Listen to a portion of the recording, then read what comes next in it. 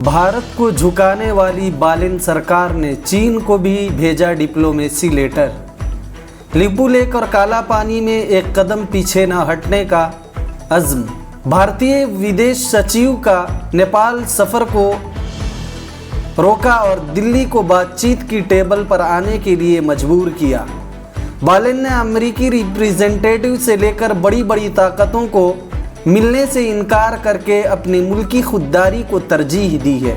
अब नेपाल की जिद के बाद बीजिंग क्या कदम उठाएगा?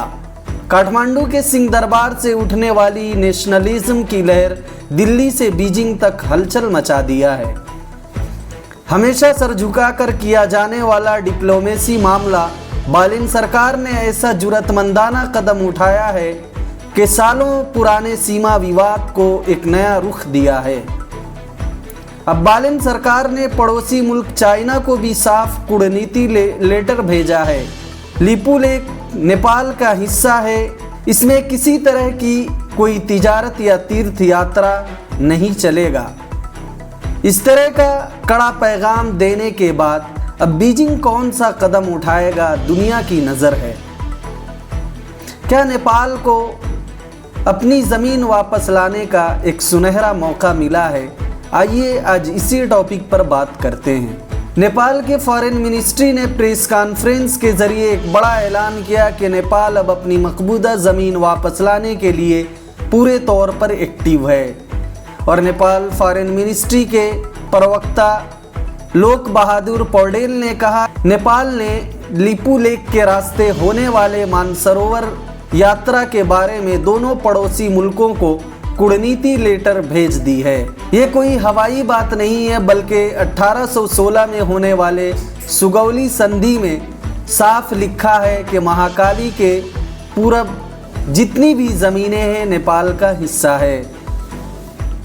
उन्होंने ऑफिशियल ऐलान किया कि हमारे ऑर्डर के बिना हमारी ज़मीन में किसी तरह की गतिविधियां काबिल कबूल नहीं हैं। इसके बाद नेपाल का एक तरफी दावा और लिपू लेक का नाम न सुनने वाले मुल्क भारत ने भी सर झुकाकर बातचीत की टेबल पर आने के लिए एक बड़ा इशारा दिया है। भारतीय फॉरेन मिनिस्ट्री के प्रवक्ता रणधीर जायसवाल ने कहा कि भारत नेपाल से जुड़ी तमाम सीमा विवाद पर बातचीत करने के लिए तैयार है। जबकि भारतीय फॉरेन मिनिस्ट्री के सेक्रेटरी विक्रम मिश्री मोदी के पैगामात लेकर नेपाल आने ही वाले थे कि बालिन सरकार ने पर्सनली मिलने से इनकार कर दिया और किसी तरह का कोई अपॉइंटमेंट नहीं दिया, जिसकी वजह से उनका नेपाल का सफ़र रद्द हो गया। ये जाहिर करता है कि नेपाल अब विदेशी कर्मचारियों से मुलाकात के बजाय अपने मुल्की स्वाभिमान को और खुदमुख्तारी को तरजीह देगा। नाजरीन, बालिन सरकार ने सत्ता संभालते ही एक मिसाल कायम की थी। अमेरिका से आने वाले डोनाल्ड ट्रंप के करीबी सार्जियो गोर को बार बार दरखास्त के बाद भी अकेले मिलने से इनकार कर दिया था। ये जाहिर करता है कि नेपाल अब अपने मुल्की मामले में किसी विदेशी दखल अंदाजी को कबूल नहीं करेगा। मजीद बालिन सरकार ने कहा कि अब डिप्लोमेसी बातचीत होटल के कमरे में नहीं, बल्कि फॉरेन मिनिस्ट्री की ऑफिशियल चैनल के जरिए होगा। इस कदम ने विदेशी कूटनीतियों को हैरानो परेशान करके रख दिया। नाजरीन, चीन के ऊपर सवाल उठता है।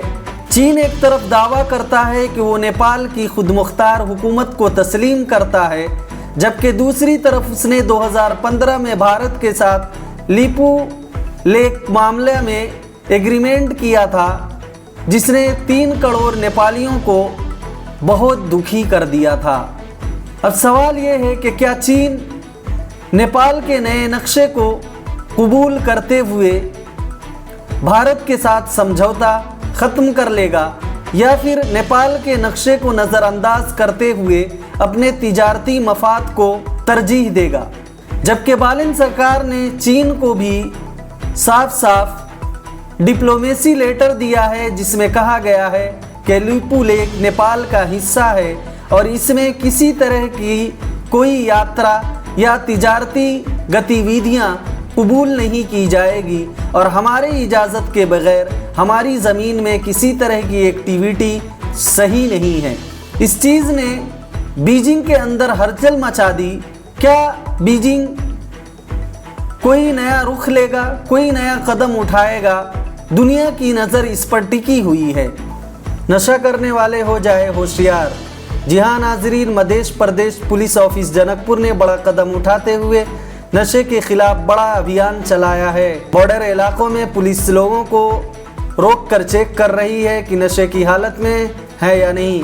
पुलिस का कहना है कि सड़क हादसे, घरेलू झगड़े और सामाजिक खराबियों की बुनियादी वजह नशा है, जबकि कई युवा नशे के चक्कर में अपनी भविष्य खराब कर रहे हैं। पुलिस ने इसको सिर्फ एक अपराध नहीं बल्कि सामाजिक संकट के रूप में देखा है।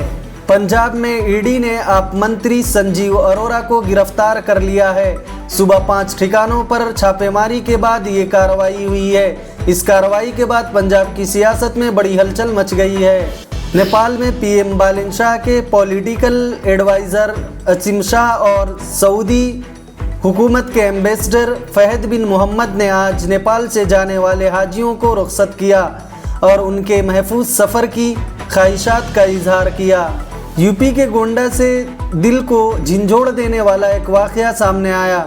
जी हाँ नाजरीन, यूपी के गोंडा में एक मजदूर पति ने मजदूरी और भैंस बेचकर अपनी पत्नी को एएनएम बनाया।